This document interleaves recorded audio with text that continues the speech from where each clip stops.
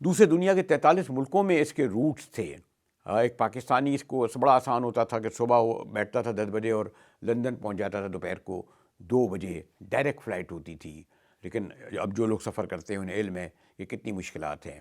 بات ہو رہی تھی کہ آپ نے جب یہ منافع بخش چلنے لگی تھی اور منافع دینے لگی تھی، اس وقت آپ نے کتنے میں فرق کیا؟ 2 ارب 33 کروڑ کا ایک سال میں منافع، اور اس کو دیا گیا ہے جناب 135 ارب میں۔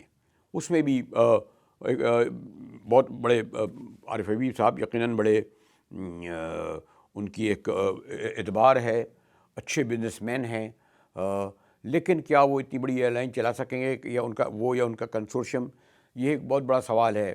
اس کے بعد اور بھی پرائیویٹائز کرنے کے بعد ہیں، لیکن بات یہ ہے کہ حکومت کا کام اگر کاروبار چلانا نہیں تو حکومت کا کام کیا ہے؟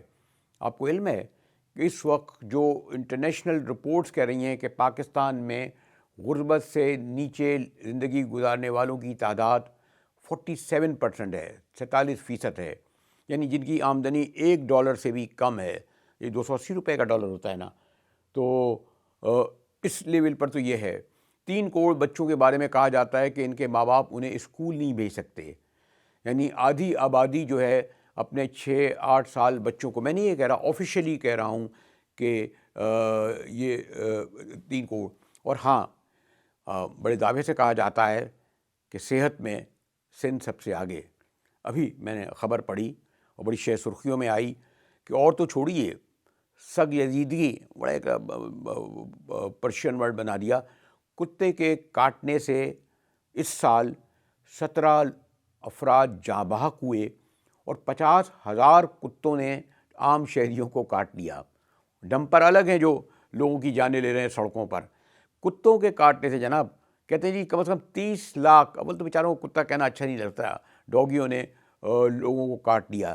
یہ حال ہے اس شہر کراچی میں۔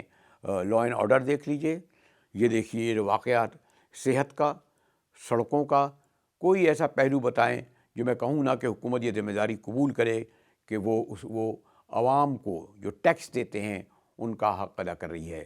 ایجوکیشن آپ نہیں دے سکتے، روزگار آپ نہیں دے رہے، صحت کا آپ خیال نہیں رکھ رہے، پھر کہتے ہیں جناب کاروبار بھی کرنا جو ہے ہمارا کام نہیں۔